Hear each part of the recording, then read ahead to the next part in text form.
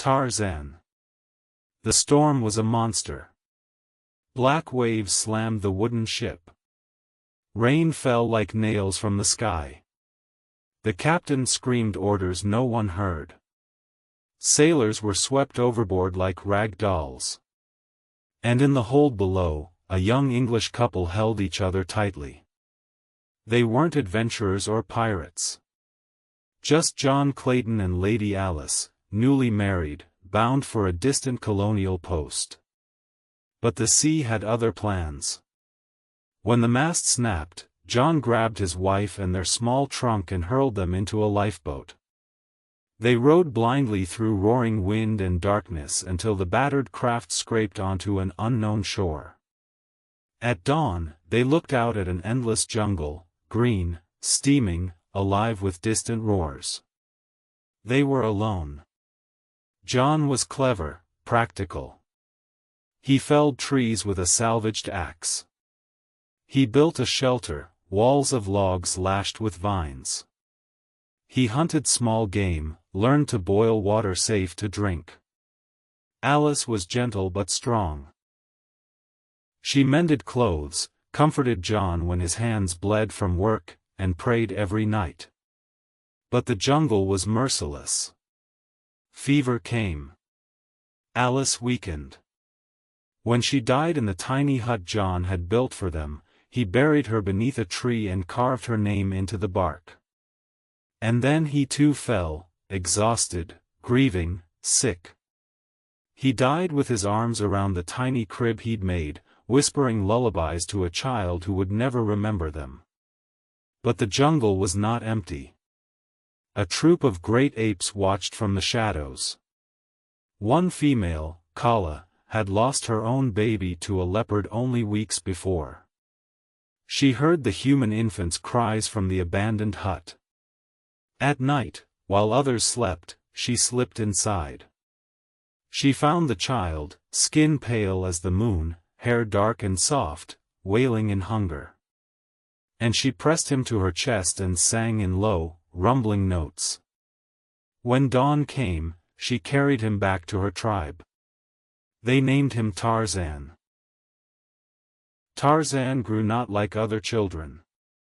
He crawled through jungle thickets before he could walk upright. He learned to balance on twisted roots, leap from rock to rock across streams, and cling to branches with the strength of a monkey. His ape family accepted him, not as one of them, but as something between. Some mocked him. Some feared him. But Kala, his ape mother, defended him fiercely. "He is mine," she growled to any who challenged her. "Flesh or fur, he is mine." The other apes had fur, fangs, and a language made of hoots and body signals. Tarzan had none of that. But he was quick. Observant. When they swatted insects, he learned to crush them with a stick. When they cracked nuts with stone, he copied until his fingers bled. He mimicked their sounds, their swings, their strength. And slowly, he adapted. The jungle became his school. He learned which vines were strong enough to swing on. Which berries poisoned. How to listen for distant predators through the trembling of leaves.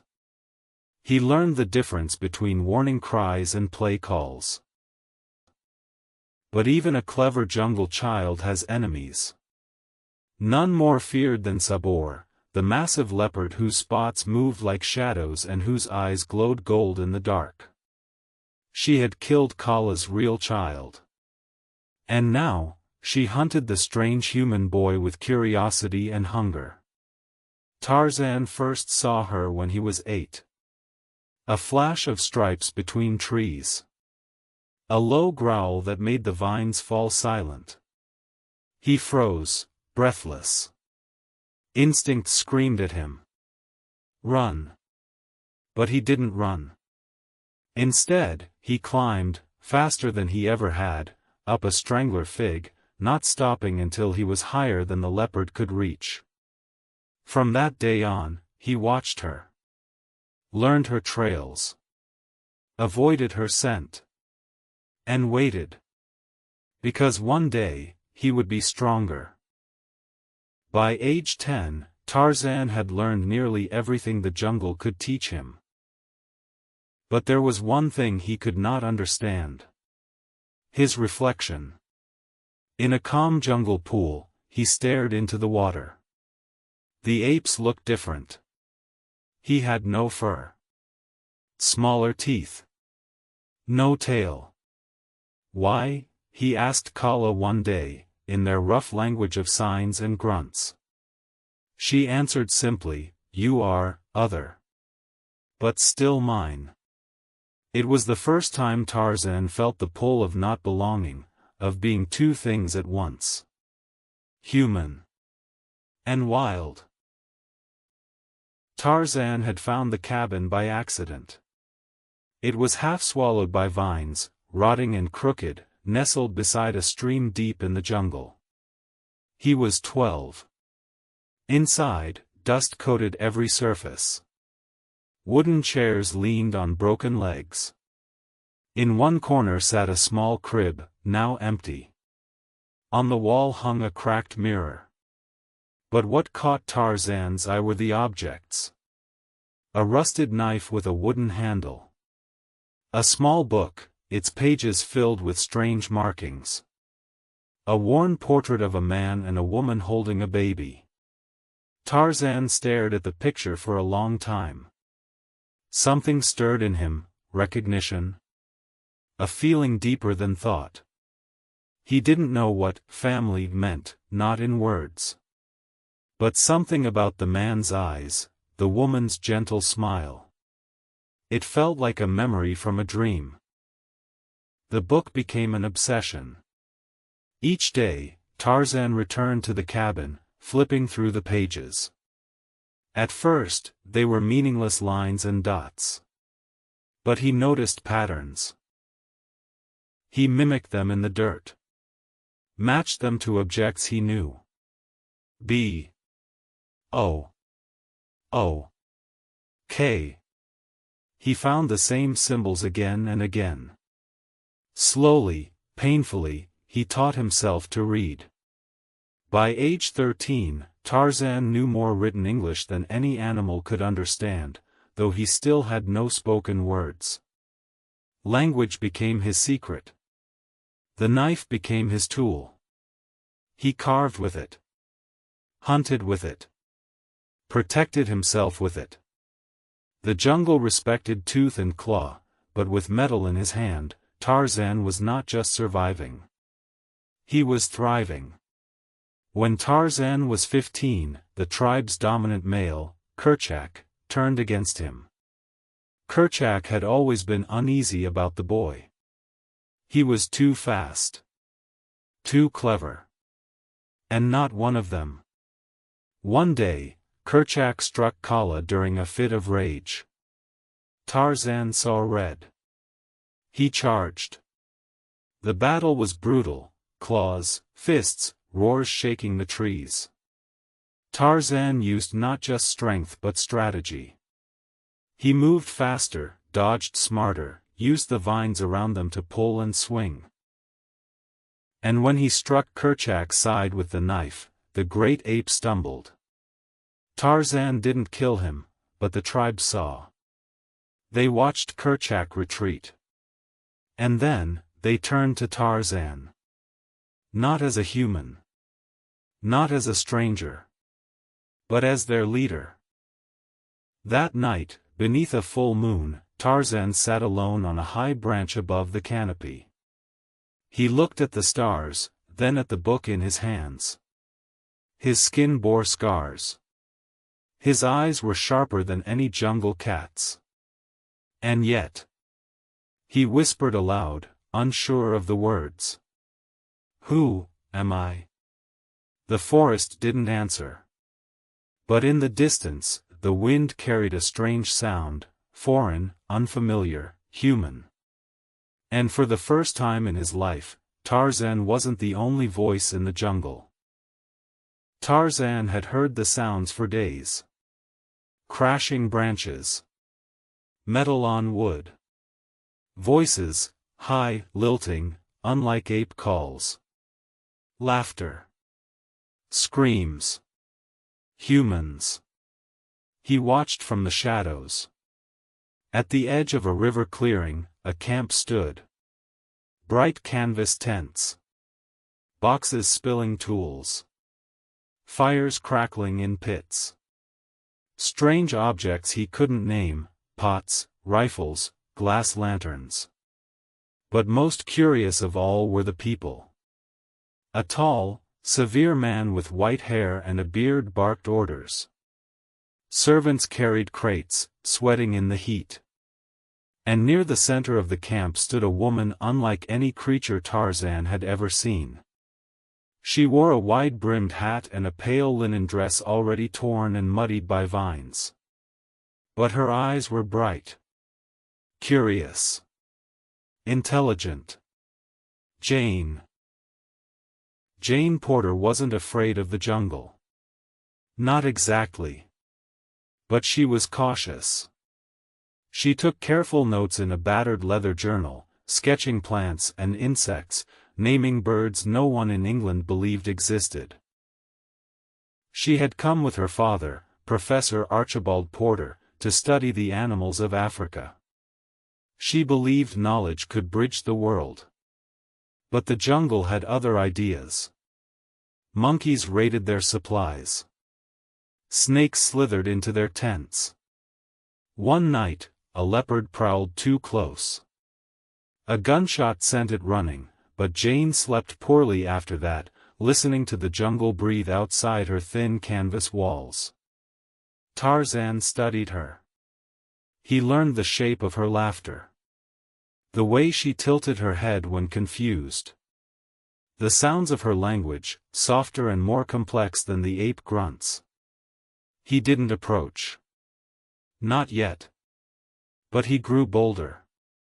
He followed her when she wandered too far, staying silent in the trees. Once, when she tripped over a root, he fought the urge to rush out. He had learned the human word for that feeling, protect. The day came when Sabor returned. The leopard had grown older, meaner, and hungrier. She stalked the camp's perimeter at dusk, unseen by the distracted humans. Jane, chasing a colorful butterfly, wandered deeper into the forest. She forgot her guide's warnings. She didn't see the green eyes following her from the shadows. Tarzan did. When the leopard pounced, Jane screamed, a sound that cut the jungle's silence like a knife. Tarzan dropped from the trees with a roar that matched any beast's. They fought in the mud. Claws slashed. Teeth snapped. Tarzan dodged, leaping to tree trunks and back to the ground. His knife flashed once, twice, cutting deep. Sabor roared in agony, lunging wildly. Tarzan seized the moment. He drove the knife to the hilt beneath the spotted fur. Silence fell. Tarzan stood panting, bloodied, victorious. Sabor lay still. When he turned, Jane was staring at him with wide, wet eyes. He expected her to scream again. Instead, she fell to her knees and began to sob. Not in fear, but in relief. Tarzan approached slowly, copying the calming gestures Kala had once used with him. He touched her shoulder lightly. Safe, he tried to say, the word thick on his tongue. Jane stared at him, amazed. You speak, she breathed. Tarzan frowned, concentrating. Faye. She laughed, a choked, broken laugh that turned into tears again. Tarzan sat beside her, confused but unwilling to leave. And in that moment, two worlds met, wild and civilized, untamed and learned. Neither would ever be the same. Jane returned to camp that evening with Tarzan at her side. The entire expedition panicked at the sight of the wild man. Rifles were leveled. Servants shouted warnings. But Jane raised her hands. "Stop. He saved my life." Her father, Professor Porter, gawked at Tarzan's bare, scarred chest and tangled hair. "Good God! Is he some kind of native?" Jane shook her head. "I don't know what he is." Tarzan watched them all in silence. He understood only a handful of words. But he could read fear in their faces. He also heard Jane's voice, soft, firm, pleading. He lowered his knife and stood still. The next days were strange for them all. Jane insisted on teaching him words. She pointed at herself, Jane. At him, Tarzan. At everything around them. She spoke slowly, carefully. Tarzan mimicked her sounds, frowning at the unfamiliar shapes in his mouth. But he learned quickly. The same mind that deciphered books in the ruined cabin latched onto her lessons.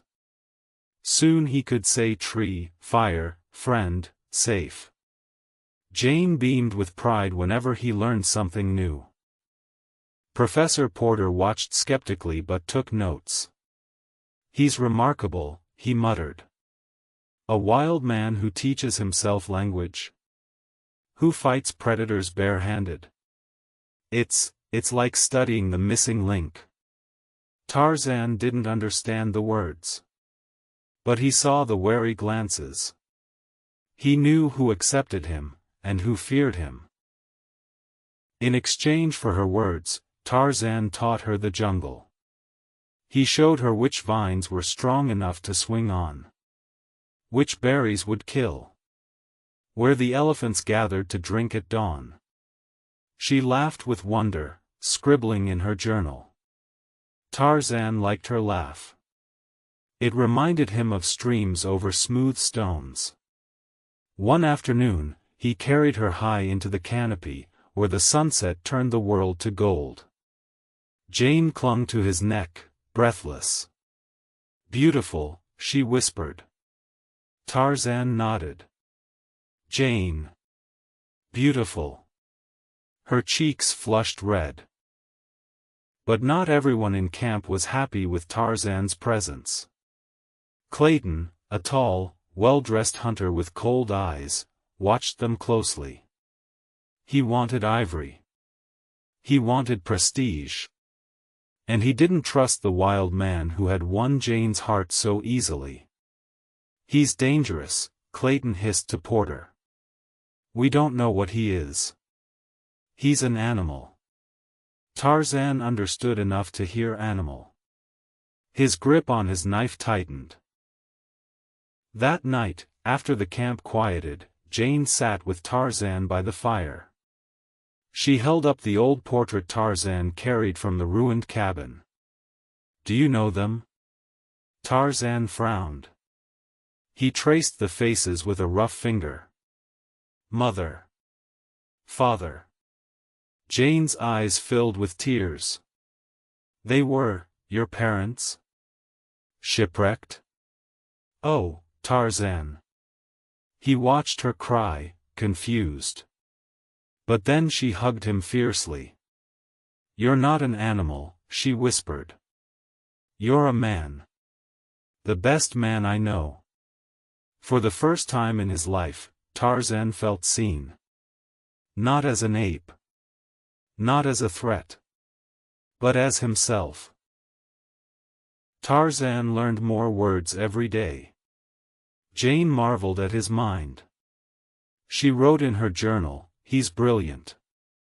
He sees patterns no one else does." But others in camp watched with less wonder.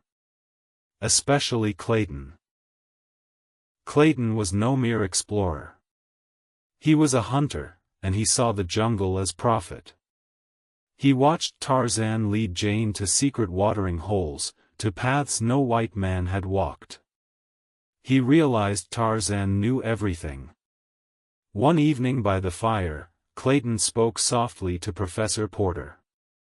"Imagine it, Professor. We could map the entire territory. Claim ivory, gold. Civilize this place." Professor Porter looked troubled. "I came to study, not conquer." Clayton's eyes hardened. "Well, I didn't." Tarzan wasn't dumb. He watched them whisper. He heard words: ivory, take, kill. But he didn't understand all of it. He asked Jane. "Clayton, bad?" Jane hesitated. "He's complicated." Tarzan frowned. One morning, Jane and Tarzan took the entire party to see the elephants. Tarzan led them softly, signing to the massive matriarch, showing he meant no harm. The herd accepted them. It was magic, until a gunshot cracked the air. Clayton had fired. The matriarch trumpeted in terror. Elephants stampeded. Tarzan roared in fury and tackled Clayton to the ground. Clayton fought back, knife flashing. Tarzan disarmed him with ease and would have killed him, but Jane screamed. "No! Don't!" Tarzan paused, breathing hard. He dropped the hunter. But the damage was done. The elephants fled. The jungle thundered with their retreat.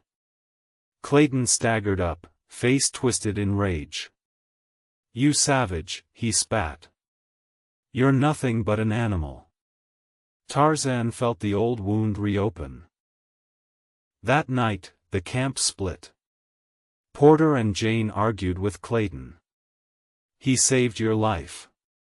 Jane shouted. Clayton glared. "He's dangerous. He tried to kill me." Tarzan sat in the shadows, listening. He heard dangerous. Animal. Kill. Words. Knives in his heart. He looked at Jane.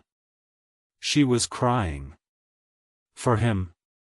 Or because of him? Before dawn, Tarzan slipped away. He didn't say goodbye. He ran through the trees, fast as he ever had. He ran until the campfires were only memory. He ran until the tears on his face dried in the wind.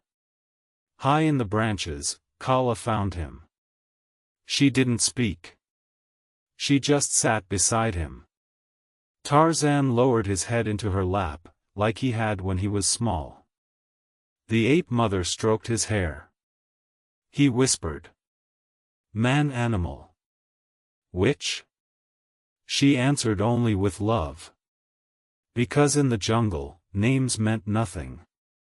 But family meant everything. Days passed. Tarzan avoided the human camp. He hunted alone. He watched the sun rise red through the mist. He listened to the jungle breathe. But the words haunted him. Animal. Man-kill. Dangerous.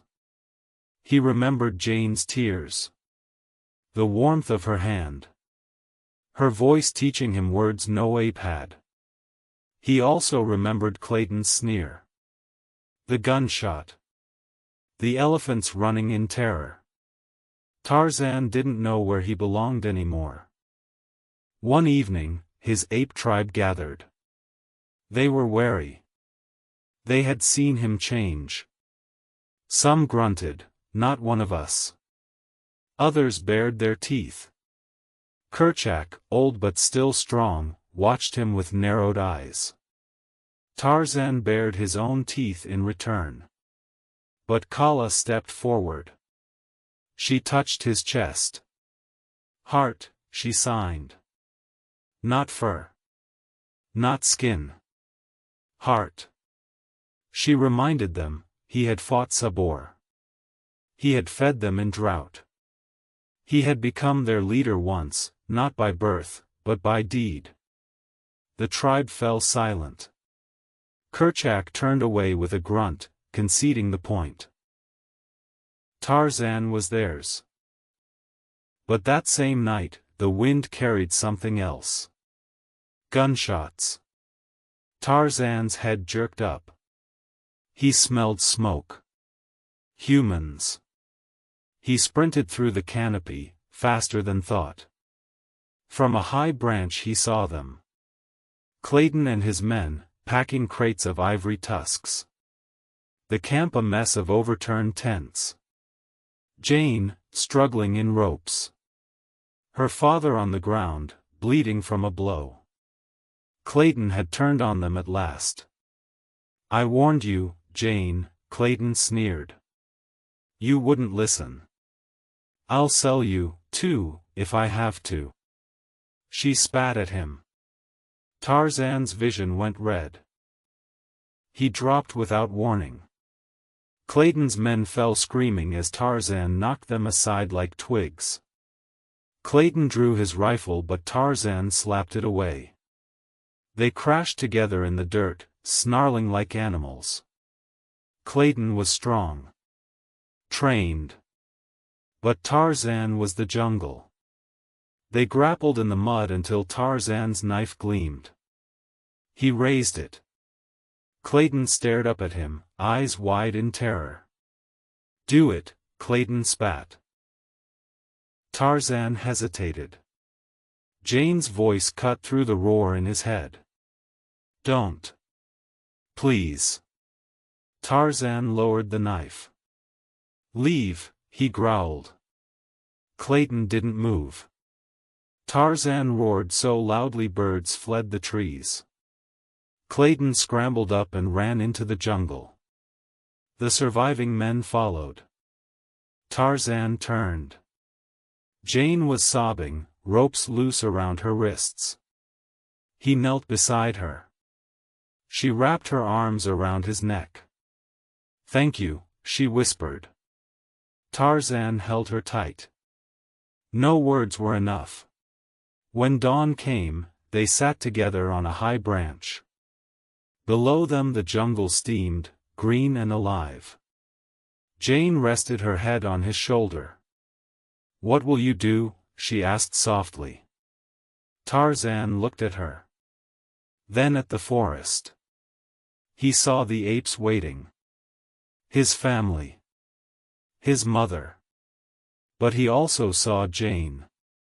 The world she came from. Words. Books. Touch. Love.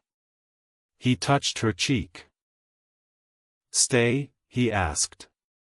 She swallowed hard. I want to. But my father." Tarzan looked down. "Go. Be safe. And you? Jungle is home." Her tears fell onto his hand. Jane and her father left on a steamer weeks later. But she left behind her journal. Tarzan kept it in the ruined cabin, practicing her words. He visited the high trees where they had watched the sun set. And sometimes, on quiet nights, he heard the ocean far away and imagined her voice. He never forgot. He was the jungle. But he was also more. Not animal. Not just man. Tarzan.